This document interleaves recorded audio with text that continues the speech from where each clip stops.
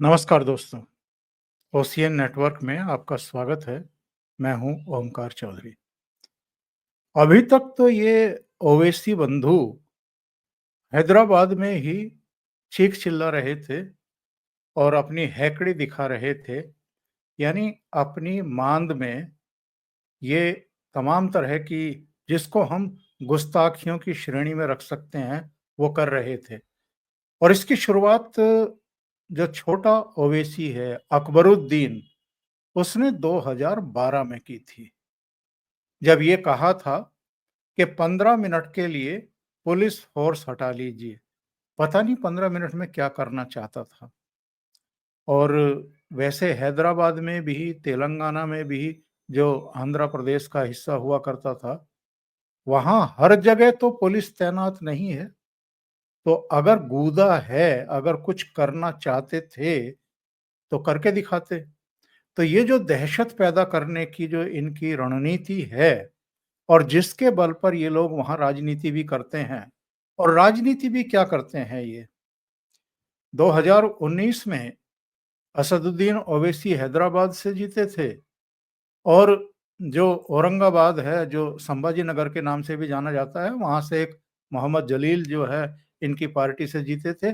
बाकी पूरे देश में कोई तीसरी सीट इनकी नहीं थी, और इस बार वो संभाजी नगर वाली भी हार गए। केवल असदुद्दीन ओवैसी जीते हैं। कुछ-कुछ राज्यों में कहीं-कहीं विधानसभा की इक्का-दुक्का सीटें आ जाती हैं। बाकी तो इनकी नॉनसेंस ही चल रही है। अभी 2 दिन पहले बुधवार की रात को सोलापुर में अपने कैंडिडेट के लिए चुनाव प्रचार के लिए आए थे असदुद्दीन ओवैसी, और वहां उन्होंने फिर वही 15 मिनट वाला जो है दोहराया। संभाजी नगर में अभी 1 हफ्ते पहले ये अकबरुद्दीन भी आया था और उसने भी 15 मिनट का मामला दोहराया था। ठीक उस समय जब रात के पौने 10 बज रहे थे, अकबरुद्दीन भी मंच पर था, और यहाँ सोलापुर में भी ठीक पौने 10 बजे ही ये भी मंच पर थे, और घड़ी देख कर के उसी अंदाज में इन्होंने कहा कि 15 मिनट अभी बाकी है, यानी 10 बजे तक चुनाव प्रचार चलता है, अभी 15 मिनट बाकी हैं। तो संकेतों में इन्होंने एक तरीके से वो 2012 वाला जो इनका जुमला था, उसको यहाँ महाराष्ट्र में रिपीट करने की कोशिश की है। इस पर प्रतिक्रियाएं भी आई हैं और जम करके आई हैं। बीजेपी की तरफ से भी आई हैं, दूसरे दलों की तरफ से भी आई हैं।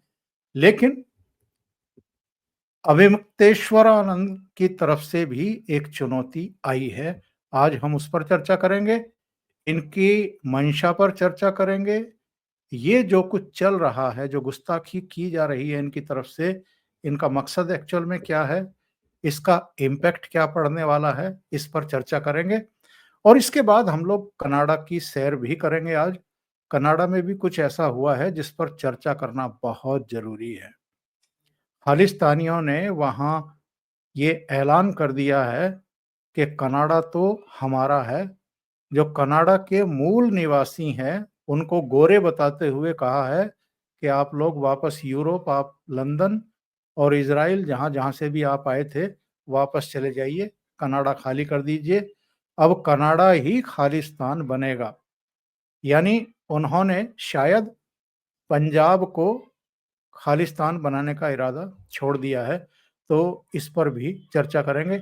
मेरे साथ जुड़ रहे हैं आपके चिरपरिचित घूमता आईना के संपादक, और कई अखबारों में संपादक की भूमिका में रह चुके वरिष्ठ पत्रकार अनुपम मिश्रा। अनुपम जी, बहुत स्वागत है आपका। नमस्कार। नमस्कार सर। तो साहब, पहले तो मैं यही जानना चाहूँगा कि ये असदुद्दीन ओवैसी और उनके भाई को बीमारी क्या है? इस बीमारी का उपचार क्या है?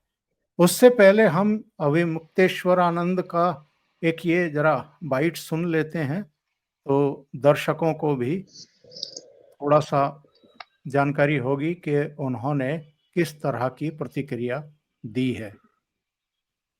हैं हैदराबाद वाले, उन्होंने कहा 15 मिनट के लिए भारत की सरकार बैठ जाए तो 15 मिनट के लिए छोड़ देना चाहिए और तारीख तय हो जाए, आ जाए, जिस मैदान में आना हो आ जाए। इसमें कौन सी बात है? ऐसे डरा करके आप हमारे साथ रहोगे? आप कहते हो कि हम भाई हैं आपके, आप हमारी माँ गौ माँ को माँ नहीं मानते हो, तभी हम हमारी उदारता देखिए, तभी हम भाईजान कहते हैं आपको। कहते हैं कि नहीं कहते हैं? जबकि भाई कौन होता है? जिसकी माँ कॉमन हो। तो आप हमारी माँ को माँ कहना नहीं चाहते, भारत माता की जय बोलवाते हैं, आप नहीं बोलना चाहते हो। हम गाय को माँ कहते हैं, आप उसको माँ नहीं कहते हो। उसके बाद भी हम आपको भाई कहते हैं, इतना बड़ा दिल दिखाते हैं, और आप कहते हो 15 मिनट के लिए छूट दे दो। हम कहते हैं कि भारत की सरकार को ये मौका दे देना चाहिए, 15 मिनट की छूट दे दे, आ जाए, देख ले कि किसकी बहुत बाह में कितना जोर है। ऐसा नहीं है। जो लोग तलवारों की डर से कन्वर्ट होकर के मुस्लिम हो गए, वो लोग कह रहे हैं कि हम वीर हैं। अरे वीर तो हम हैं, हजारों तरह के हमने तकलीफें भोगी, हमने सिर कटवा दिए हमारे पूर्वजों ने, लेकिन अपना धर्म नहीं छोड़ा। आप हमसे लड़ना चाहते हो? आंखों में आंख डाल करके देखो तो पता चल जाएगा। प्रवोक किया जा रहा है हिंदू समाज को भी। भाई प्रवोक तो किया ही जाए। जी अनुपम जी। कई पहलू हैं सर इस स्टोरी के। पहले तो अभी मुक्तेश्वरानंद जी की बात करें तो बड़ा ही अनप्रेडिक्टेबल है, कब किधर चले जाएंगे। कभी राहुल गांधी को डिफेंड करते हैं, कभी उद्धव ठाकरे को, कभी कश्मीर में 370 वापस लाने की बात करते हैं। लेकिन इधर आप देखें उनका रुख एकदम उलट गया है। हमारे यहाँ प्रयागराज में कुंभ हो रहा है और उसमें मुस्लिम दुकानदारों के आने के उस पे वो कहते हैं कि मुसलमान इस बात की कसम खाए कि वो गंगा में पाप धोने आ रहा है हिंदुओं की तरह, गंगा में अपनी आस्था व्यक्त करे, आस्था का संगम है ये। तो उसके बाद हम विचार करेंगे कि उनको आने देना है कि नहीं। मैं समझता हूँ बड़ा ही उपयुक्त बयान है उनका। और उसके बाद उन्होंने ओवैसी को चुनौती भी दे डाली कि आज आ जाओ, 15 मिनट में आमने सामने देख लेते हैं। अकबर ओवैसी ने 2014 में जो ये 15 मिनट वाला भाषण दिया था, उसके लिए मैं अकबर ओवैसी का बहुत आभारी भी हूँ, दो कारणों से। 2014 तक सोशल मीडिया आ गया था और दो घटनाओं ने 2014 के चुनाव पे जो सबसे प्रभावी असर डाला वो था, एक था मंच पे मोदी का टोपी पहनने से इनकार करना, और दूसरे अकबर ओवैसी का इस तरह की गुंडई की बात करना कि 15 मिनट के लिए पुलिस हटा दो। दूसरे मैं उनके इसलिए भी आभारी हूं कि तमाम कानून, संविधान, लोकतंत्र, जमहूरियत के मोटे मोटे जुमलों के नीचे जो उनकी नीयत है, जो रजाकारों वाली नीयत आज तक उनके खून में है और जो समुदाय के बड़े हिस्से में नजर आती है, उसको उन्होंने, कोई तो कहेगा ना, ओंकार चौधरी साहब की बात कहाँ हिंदू सुनते हैं, तो नहीं मानते ओंकार जी की बात। वो तो जब अकबर ओवैसी कहता है तब उनको समझ में आता है कि हाँ ये बात सच है। लेकिन 10 साल से, मैं इनको छोटे मियाँ बड़े मियाँ कहता हूँ, 10 साल से छोटे मियाँ इस तरह की बदतमीजियां कर रहे थे। इसी में इनको धर के मार भी दिया गया, गोलियां मारी गई, और अच्छे से इनको, अच्छा वो भी एक मुस्लिम गुट ने किया। इनको मारने वाला अकबर ओवैसी को कोई हिंदू नहीं था।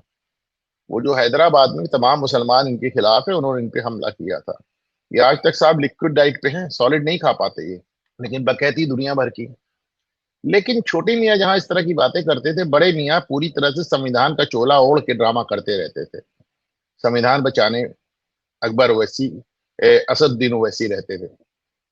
वो इस तरह की बातें नहीं करते थे। पहली बार असदुद्दीन ओवैसी ने अपने छोटे भाई की भाषा बोली है, क्यों? इसका कारण समझ लीजिए। ओवैसी हताश हो रहे हैं, उनको नजर आ रहा है कि इस देश का मुस्लिम वोट भारतीय जनता पार्टी को हटाने के लिए इस कदर कटिबद्ध हो चुका है कि वो उसी को वोट देगा जो भाजपा को हटाने की सिचुएशन में होगा। अब जाहिर सी बात है ओवैसी तो इस सिचुएशन में है नहीं कि भाजपा को हटा दे। पूरा भारत तो दूर की बात है, आंध्र प्रदेश तेलंगाना भी दूर की बात है, वो तो हैदराबाद में भी पूरे नहीं है। तो ऐसे में मुस्लिम वोट इस कदर पोलराइज हो चुका है कि वो बदरुद्दीन अजमल जैसे आदमी को 10.5 लाख वोट से हरा देता है, पूरी तरह करीब 100% मुस्लिम कॉन्स्टिट्यूएंसी से। उसे सिर्फ भाजपा की हार देखनी है, उसे सिर्फ नरेंद्र मोदी को हराना है, उसे सिर्फ योगी को हटाना है। ऐसे में ओवैसी जैसे लोगों की, बदरुद्दीन अजमल जैसे लोगों की जगह नहीं बच रही है सर। और उसके चलते पहली बार ओवैसी ने वो भाषा, वो शैली, वो ड्रामा अख्तियार किया जो अब तक सिर्फ छोटे मियां करते थे। ओवैसी 2024 के चुनाव में उत्तर प्रदेश आने का साहस नहीं जुटा पाए, जबकि इसके पहले जब ये 2022 में आए थे तो हमारे प्रयागराज में सभा किया था उन्होंने। अच्छा, अतीक अहमद के मरने के बाद जब आए थे हमारे प्रयागराज में सभा किया था। तो लगातार करते हैं प्रयागराज में सभा। मुसलमानों ने देखो देखो कौन आया, शेर आया, शेर आया। शेर को 10 वोट नहीं दिया, समझिए। तो वैसे कहते भी हैं कि साहब मुसलमान मुझे वोट नहीं दे रहा है। तो ये ओवैसी जो बोल रहे हैं वो हिंदुओं से बात नहीं कर रहे हैं, वो अपनी कौम को भड़काना चाह रहे हैं, वो अपनी कौम के कुछ वोट पाना चाह रहे हैं। क्योंकि 2024 में एक आदमी था उनका, वो भी हार गया, आपने देखा। तो ओवैसी डेस्परेट है, ओवैसी हताश है, ओवैसी परेशान है ओंकार सर। बिल्कुल सही है। और जो इन्होंने अपने नकली शंकराचार्य ने चुनौती दी है, अब वो देखिए, एक बात, अभी मुक्तेश्वरानंद जी को मैं व्यक्तिगत रूप से जानता हूं, मेरे उनसे तमाम डिफरेंसेस हैं, मैं हमेशा उनका बड़ा कटु आलोचक रहा हूं। आपके भी उस पर तमाम लोग मुझे टोकते हैं कि आपकी क्या औकात है कि आप शंकराचार्य के लिए बोले। मैं कहता हूं कि भाई मैं कैसे मान लूं शंकराचार्य हैं, क्योंकि शंकराचार्य अपने जीवन काल में ही अपने शिष्य को घोषित कर देते हैं, अपना उत्तराधिकारी घोषित कर देते हैं। उत्तर घोषित ही नहीं करते हैं, वो उसका अभिषेक भी कर देते हैं। परंतु स्वरूपानंद सरस्वती जी महाराज ने ना इनका अभिषेक किया और ना ही इनको घोषणा की थी, जबकि ये इनके दाहिने हाथ थे स्वरूपानंद जी के। तो इसके चलते फिर सुप्रीम कोर्ट ने भी इस पे स्टे लगाया। तो मैं, जब तक वो शंकराचार्य वाली कंट्रोवर्सी क्लियर नहीं होती, मैं कैसे मान लूं उन्हें शंकराचार्य। लेकिन इसमें दो राय नहीं है कि पिछले जो 2 बयान उन्होंने कुंभ के हिसाब से दिए हैं और ये 15 मिनट के हिसाब से दिए हैं, वो कहीं ना कहीं मुझे प्रसन्न करते हैं। गो हत्या को भी लेकर अभी मुक्तेश्वरानंद जी का विचार बड़ा स्पष्ट रहता है सामान्य तौर पे उनका। बिल्कुल सही है। अब आते हैं महाराष्ट्र की उस कंट्रोवर्सी पर जो इधर क्रिएट हुई है या की गई है, और खास तौर से जब से ये योगी आदित्यनाथ का बटेंगे तो कटेंगे और एक रहेंगे तो सेफ रहेंगे प्रधानमंत्री नरेंद्र मोदी का नारा चल गया, और उसका जो हमें जमीन पर प्रभाव देखने को मिल रहा है, जो वहां से खबरें आ रही हैं, उससे इकोसिस्टम भी, कांग्रेस और उनके सहयोगी भी काफी, मुझे लगता है कि असुरक्षित भाव में आ गए हैं। और इधर इंडियन एक्सप्रेस की तरफ से कम 2 लोगों से संपर्क साध करके उनके बयान प्रकाशित किए गए हैं, पंकजा और अशोक चौहान। अजित पवार ने जरूर ये अपनी जनसभा में ये कहा था कि साहब ये बटेंगे तो कटेंगे यहाँ महाराष्ट्र में नहीं चलेगा, यहाँ तो ये तो साधु संतों की भूमि है, ऐसा है वैसा है, इस तरह की बातें। लेकिन इंडियन एक्सप्रेस ने अशोक चौहान को और पंकजा मुंडे को अप्रोच किया और उनसे ये कहलवाया गया एक तरीके से, या उनको एक मंच प्रदान कर दिया गया। उस पर देवेंद्र फडणवीस का एक इंटरव्यू आया है जो स्मिता प्रकाश ने लिया है, और उसमें उन्होंने जो कुछ कहा है वो मैं आपको सुनवा देता हूं। उससे इस चीजें स्पष्ट होती हैं। देवेंद्र फडणवीस ने कहा है कि साहब ये हिंदू, बात तो ये है कि शायद ये लोग या तो जनता का सेंटिमेंट नहीं समझ पाए, या फिर इस बात का वो मतलब नहीं समझ पाए, या बोलते हुए वो शायद कुछ और कहना चाहते हैं और उसका अर्थ अलग गया। इन तीनों में से कोई हो सकता है। जहां तक अजीत दादा का सवाल है, मुझे लगता है कि दशकों अजीत दादा ऐसे विचारों में रहे हैं कि जिन विचारों में सेक्युलरिज्म नाम का एक इस प्रकार का विचार है जो मैं ऐसा मानता हूं कि हिंदू विरोधी है। Secularism, there is no real secularism amongst those who call themselves secularists, Hindutva का विरोध करना है सेकुलरिज्म उनके लिए, ऐसे लोगों के साथ रहे। इसलिए जनता का मिजाज और नेशनलिस्ट मिजाज समझने में थोड़ा समय उनको लगेगा। बटेंगे तो कटेंगे, इसका अर्थ समाज को एकत्रित रखना है, और मुझे लगता है इसमें कोई गलत बात नहीं है। और जो प्रधानमंत्री, ये देवेंद्र फडणवीस का बयान आया है, क्या आप उनके बयान से सहमत हैं? या अगर मैं इसमें एक और सवाल खड़ा करूं कि देवेंद्र फडणवीस को भी, बीजेपी नेतृत्व को भी ये तो पता था ही कि ये आपके अजित पवार जो है वो किस ग्रुप से ताल्लुक रखते हैं, और उस ग्रुप की जो है वो कुल राजनीति हिंदू विरोधी ही है, अगर हम इनके शब्दों में कहें तो फिर साथ लेने की जरूरत क्या थी? देखिए साहब, शुरुआत से शुरू करते हैं। अशोक चव्हाण के लिए भी ये बात साबित होती है, वह लंबे समय तक कांग्रेस में रहे, कांग्रेस के मुख्यमंत्री है, नांदेड़ की राजनीति करते हैं। इनके समर्थन के बावजूद 2024 में भारतीय जनता पार्टी नांदेड़ हार गई। अब उनकी बिटिया वहां से लड़ रही है और 14% मुसलमान वोट है। उनके तमाम मुसलमानों में संपर्क है। अब वो अपनी लड़की के बेसिकली अपनी लड़की को चुनाव जिताने के लिए इस तरह के बयान दे रहे हैं। तो ये एक लाइन में समझ लीजिए। पंकजा मुंडे का जहां तक सवाल है, वो बीड की राजनीति करती है, बीड से लगातार चुनाव हारती रही है। अब उनके भाई लड़ रहे हैं, वहां धनंजय मुंडे लड़ रहे हैं, तो वो इस तरह की बातें कर रही हैं। ऐसे ही बात अजीत पवार की भी आ जाती है। देखिए, बात अगर केवल योगी आदित्यनाथ की होती तो मैं बात मान लेता ना, पर योगी आदित्यनाथ की बात को मोदी भी दोहरा रहे, मोहन भागवत भी दोहरा रहे। यानी कि भाजपा का शीर्ष नेतृत्व और आरएसएस का शीर्ष नेतृत्व योगी की बात पे ना सिर्फ मोहर लगा रहा है बल्कि उसको दोहरा रहा है।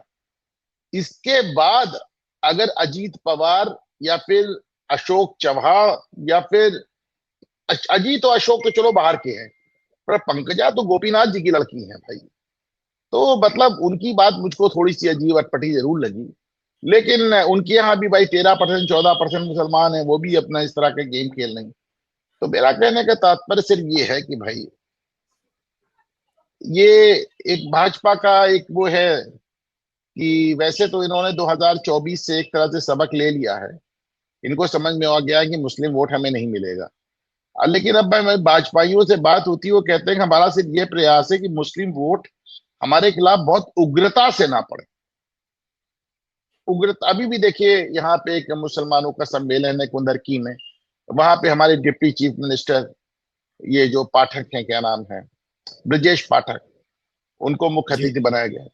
तो मेरा कहने का तात्पर्य ये है कि ये बात एकदम सही है कि अशोक चव्हाण हो या फिर अजीत पवार हो या हमारे डिप्टी सीएम ब्रजेश पाठक हो, इन सब ने एक लंबी मतलब अब तक की अपनी पूरी राजनीतिक पारी ऐसे दलों के साथ खेली है जहां पे सेकुलरिज्म की आड़ पे फ्रॉड होता रहा है।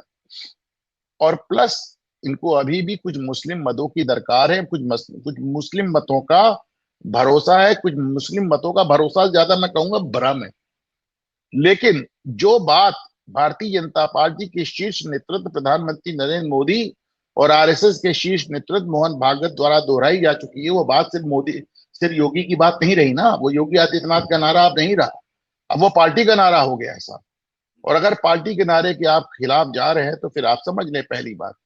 दूसरी बात, मुझे लगता है कि कहीं ना कहीं भारतीय जनता पार्टी ने जैसे 2024 में मुस्लिम मतों के लिहाज से एक सबक लिया, एक सबक उनको ये भी लेना चाहिए कि हर आदमी जो विपक्ष में आपके साथ आने को तैयार हो, उसको दौड़ के झोली में गिरा लेना कोई बहुत अच्छी समझदारी की बात नहीं। हाँ, फिर वो अजीत पवार हो, अशोक चव्हाण हो, या ऐसे तमाम लोग हों, इनको जो भी विपक्षी मिला उसको आपने अपनी झोली में शामिल कर लिया, इसीलिए लोग आपको वॉशिंग मशीन कहने लगे। बल्कि एक समय तो ऐसा था जब माना जा रहा था कि उत्तर प्रदेश में शिवपाल यादव भी शामिल हो जाएंगे।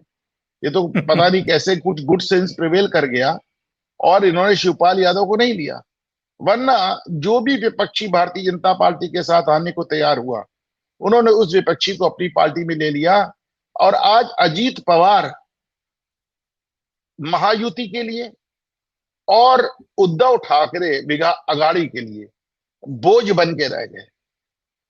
एमवीए महाविकास अघाड़ी को ये नहीं समझ में आ रहा है कि मैं उद्धव ठाकरे का क्या करूं, पैरासाइट है, उनका अपना कोई वोट बैंक बचा नहीं, वो अघाड़ी का ही वोट खा रहे, कांग्रेस का वोट खा रहे, मुस्लिम वोट खा रहे हैं।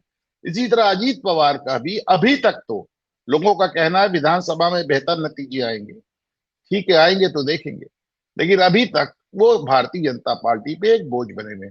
मैं उम्मीद करता हूं कि आगे से भाजपा विपक्षी नेताओं को लेने से पहले 2 बार सोचेगी, क्योंकि हमें भूलना नहीं चाहिए कि अजीत पवार वही नेता है जिन पे भारतीय जनता पार्टी लंबे समय तक भ्रष्टाचार के आरोप लगाती रही है। ओमकार जी।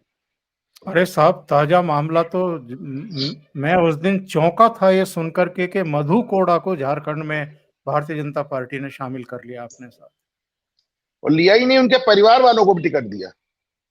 जी हाँ, तो ये चौंकाने वाली चीजें होती हैं। छोटी छोटी पॉकेट्स में आप जो ये लालच दिखाते हैं कि वहाँ के कुछ वोटर और हमारे साथ जुड़ जाएंगे, हमारा रास्ता और आसान हो जाएगा, लेकिन उससे कुल मिलाकर के जो आपका चाल चरित्र और चेहरे वाला एक शुरुआती नारा हुआ करता था, उस पर एक बहुत बड़ा प्रश्न चिन्ह खड़ा हो जाता है कि आपका चाल भी बदल गई, आपका चरित्र भी बदल रहा है और आप चेहरे भी कैसे कैसे जोड़ रहे हैं अपने साथ। बहुत बहुत धन्यवाद अनुपम जी, बहुत डिटेल और गहराई में जाकर के आपने जानकारी दी है इस बारे में। Thank you so much thank you जुड़ने सर, के लिए। नमस्कार।